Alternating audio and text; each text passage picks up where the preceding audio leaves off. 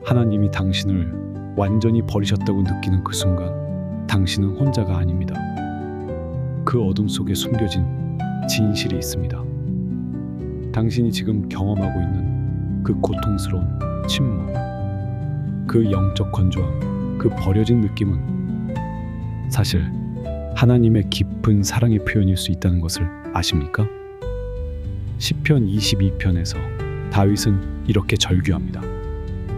나의 하나님, 나의 하나님, 어찌하여 나를 버리셨나이까? 예수님조차도 십자가 위에서 이 말씀을 인용하셨습니다. 그렇다면 이것은 무엇을 의미할까요?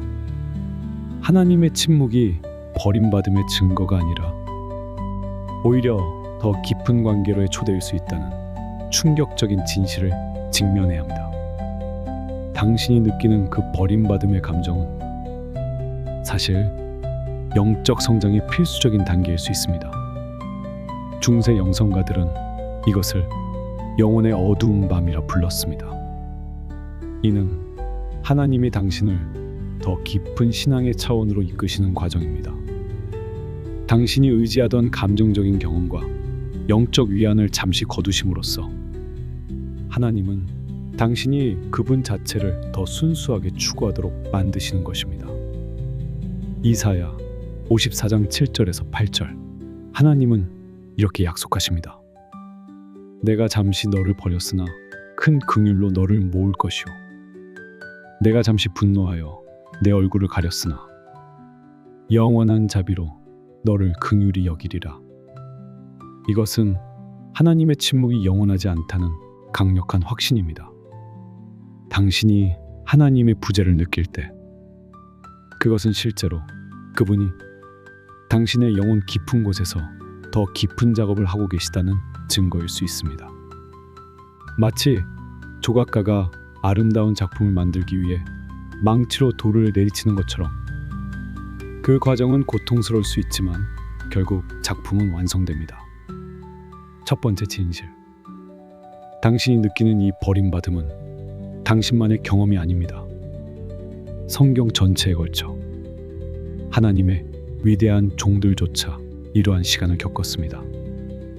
엘리야는 하나님의 능력을 극적으로 보여준 직후에도 절망 속에서 죽기를 원했습니다. 욥은 그의 고통 중에 하나님의 침묵에 직면했습니다. 예레미야는 예레미야 애가에서 그의 영혼의 고통을 쏟아냈습니다. 당신의 경험은 하나님이 당신을 버리셨다는 증거가 아니라 오히려 당신이 위대한 신앙의 전통에 속해 있다는 증거입니다. 두 번째 진실. 하나님의 침묵은 당신의 믿음을 정지하기 위한 시간일 수 있습니다. 베드로전서 1장 7절로 말합니다. 너희 믿음의 확실함은 불로 연단하여도 없어질 금보다 더 귀하여 예수 그리스도께서 나타나실 때 칭찬과 영광과 존귀를 얻게 하려 함이라. 당신이 느끼는 그 버림받음의 감각은 당신의 믿음을 순수하게 만드는 정제 과정일 수 있습니다. 하나님은 당신이 감정적인 고향감이나 눈에 보이는 축복 때문이 아니라 오직 그분 자신 때문에 그분을 사랑하기를 원하십니다. 이 시간은 당신의 믿음이 진정으로 무엇에 근거하고 있는지를 드러냅니다. 세 번째 진실. 하나님의 침묵은 당신의 기도 생활을 변화시키기 위한 시간일 수 있습니다. 로마서 8장 26절은 말합니다. 우리가 마땅히 빌 바를 알지 못하나 오직 성령이 말할 수 없는 탄식으로 우리를 위하여 친히 간구하시느니라. 하나님이 멀게 느껴질 때 당신은 더 이상 형식적인 기도나 종교적인 습관에 의존할 수 없습니다. 대신 당신은 더 깊고 더 진실되며 절박한 기도로 나아가게 됩니다. 당신의 기도는 더 이상 쇼핑 목록이 아니라 영혼의 진정한 외침이 됩니다. 네 번째 진실.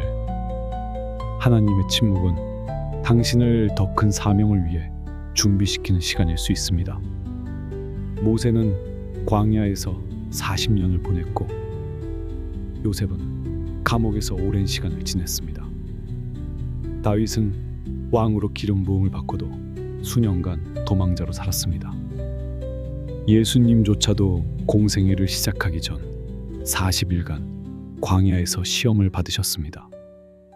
하나님이 당신을 버리신 것처럼 느껴질 때 그것은 사실 하나님이 당신을 더 큰 목적을 위해 준비시키고 계신 시간일 수 있습니다. 다섯 번째 진실. 하나님의 침묵은 결코 그분의 부재를 의미하지 않습니다. 히브리서 13장 5절. 내가 결코 너희를 버리지 않고 떠나지 아니하리라. 당신의 감정과 경험이 무엇을 말하든 하나님의 말씀은 변하지 않습니다. 그분은 여전히 그곳에 계십니다. 당신이 그분을 느끼지 못한다고 해서 그분이 없는 것이 아닙니다. 구름이 태양을 가릴 수는 있지만 태양이 사라진 것은 아니듯이 당신의 감정과 상황이 하나님의 임재를 가릴 수 있을 뿐입니다. 그분은 여전히 그 자리에 계십니다. 그렇다면 이 시간을 통과하기 위해 무엇을 해야 할까요? 첫째, 당신의 감정을 정직하게 인정하세요. 시편 기자들처럼 당신의 고통과 의문을 하나님께 솔직히 표현하십시오. 둘째, 하나님의 말씀에 더욱 의지하세요. 당신의 감정은 변할 수 있지만 하나님의 말씀은 변하지 않습니다. 셋째, 영적 훈련을 지속하세요. 기도, 말씀 묵상, 예배, 섬김을 통해 하나님을 계속 추구하십시오. 넷째, 신실한 신앙 공동체와 연결되세요. 때로는 다른 믿는 자들이 당신이 하나님의 임재를 느끼지 못할 때 그분의 손과 발이 되어줄 수 있습니다. 마지막으로 이 시간이 영원하지 않다는 것을 기억하세요. 시편 30편 5절은 말합니다. 울음이 밤새도록 계속될지라도 아침에는 기쁨이 올 것이다.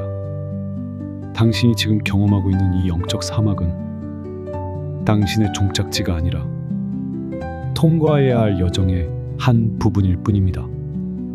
하나님이 당신을 버리셨다고 느낄 때 그것은 오히려 그분이 당신을 더 깊은 관계로 초대하고 계신다는 증거일 수 있습니다. 이 시간을 통해 당신은 감정이나 환경이 아닌 하나님 자신에게만 의지하는 법을 배우게 될 것입니다. 그리고 그 과정 속에서 하나님은 결코 당신을 버리지 않으셨다는 것을 발견하게 될 것입니다. 오히려 그분은 당신이 상상할 수 있는 것보다 더 가까이에서 당신과 함께하고 계셨습니다. 이 진실이 당신의 영혼 깊은 곳에 스며들게 하십시오. 당신은 버림받지 않았습니다. 당신은 사랑받고 있으며 당신은 하나님의 깊은 목적 안에 있습니다. 오늘 이 메시지가 당신의 마음에 울림을 주었다면 이것은 우연이 아닙니다. 하나님은 당신이 정확히 이 순간에 이 말씀을 듣기를 원하셨습니다. 당신이 지금 어둠 속에 있다면 그 어둠은 영원하지 않을 것입니다. 댓글을 통해 당신의 이야기를 나눠주세요. 당신의 경험이 다른 누군가에게 희망의 빛이 될 수 있습니다. 그리고 이 여정을 함께 걸어가고 싶으시다면 구독 버튼을 눌러 더 많은 영적 통찰과 격려를 받아보세요. 하나님은 당신의 이름을 아시며 당신의 상황을 아시고 무엇보다 당신을 깊이 사랑하십니다. 그 사랑은 결코 멈추지 않습니다. 다음 영상에서 다시 만나요.